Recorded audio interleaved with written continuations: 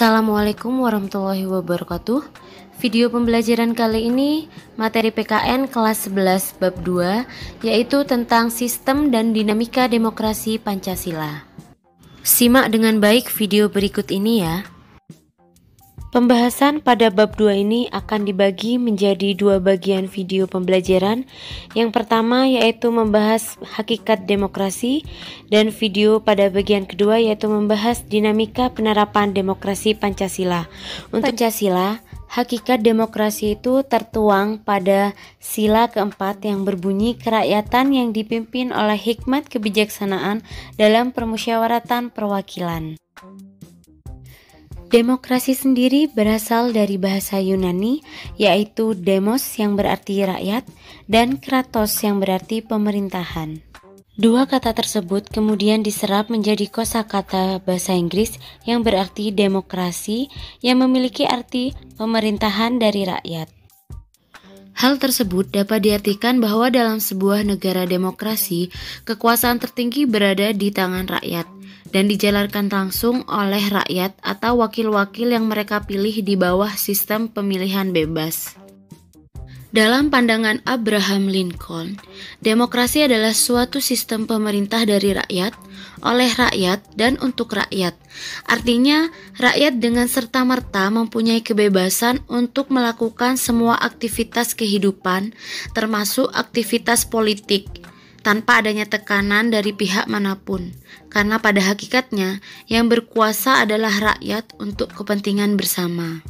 Selanjutnya ada klasifikasi demokrasi. Di sini dibedakan menjadi tiga. Yang pertama berdasarkan titik berat perhatiannya, yang kedua berdasarkan ideologi, dan yang ketiga berdasarkan proses penyaluran kehendak rakyat. Oke, kita bahas satu-satu klasifikasi demokrasi berdasarkan titik berat perhatiannya. Yang pertama ada demokrasi formal, yaitu suatu demokrasi yang menjunjung tinggi persamaan dalam bidang politik, tanpa disertai upaya untuk mengurangi atau menghilangkan kesenjangan dalam bidang ekonomi. Nah, biasanya bentuk demokrasi ini dianut oleh negara-negara liberal. Selanjutnya ada demokrasi material, yaitu demokrasi yang dititik beratkan pada upaya menghilangkan perbedaan dalam bidang ekonomi, sedangkan persamaan dalam bidang politik itu kurang diperhatikan, bahkan kadang-kadang dihilangkan. Bentuk demokrasi ini dianut oleh negara-negara komunis. Yang ketiga yaitu demokrasi gabungan, yaitu bentuk demokrasi yang mengambil kebaikan serta membuang keburukan dari bentuk demokrasi formal dan material. Bentuk demokrasi ini dianut oleh negara-negara non-blok. Klasifikasi demokrasi selanjutnya berdasarkan ideologi. Yang pertama ada demokrasi konstitusional, yaitu demokrasi yang didasarkan pada kebebasan atau individualisme. Ciri khas pemerintahan demokrasi konstitusional adalah kekuasaan pemerintahannya itu terbatas dan tidak diperkenankan banyak melakukan campur tangan dan bertindak sewenang-wenang terhadap rakyatnya. Kekuasaan pemerintah dibatasi oleh konstitusi. Selanjutnya ada demokrasi rakyat atau demokrasi proletar, yaitu demokrasi yang didasarkan pada paham Marxisme-Komunisme. Demokrasi rakyat mencita-citakan kehidupan yang tidak mengenal kelas sosial. Manusia dibebaskan dari keterikatannya kepada pemilikan pribadi tanpa ada penindasan serta paksaan. Nah, klasifikasi demokrasi selanjutnya berdasarkan proses penyaluran kehendak rakyat. Yang pertama ada demokrasi langsung, yaitu paham demokrasi yang mengikut sertakan setiap warga negaranya dalam permusyawaratan untuk menentukan kebijaksanaan umum negara atau undang-undang secara langsung. Selanjutnya ada demokrasi tidak langsung, yaitu paham demokrasi yang dilaksanakan melalui sistem perwakilan.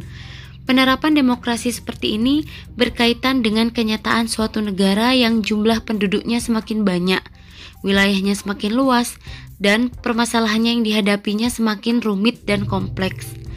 Demokrasi tidak langsung atau demokrasi perwakilan biasanya dilaksanakan melalui pemilihan umum.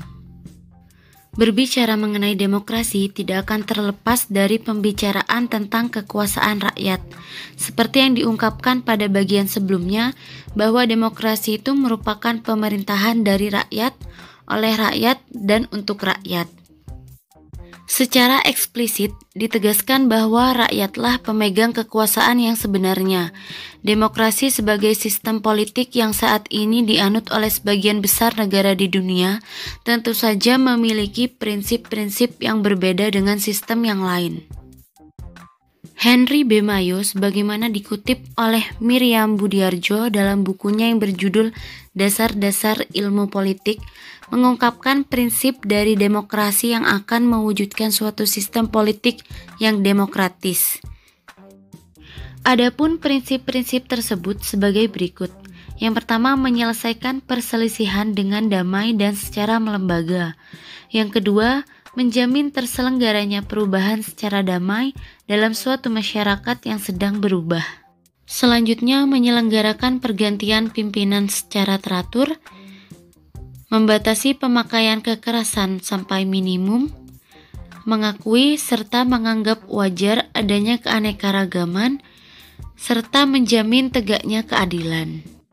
Prinsip-prinsip demokrasi yang diuraikan di atas sesungguhnya merupakan nilai-nilai yang diperlukan untuk mengembangkan suatu bentuk pemerintahan yang demokratis.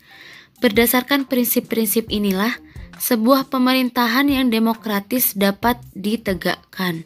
Sebaliknya, tanpa prinsip-prinsip tersebut, bentuk pemerintah yang demokratis akan sulit untuk ditegakkan.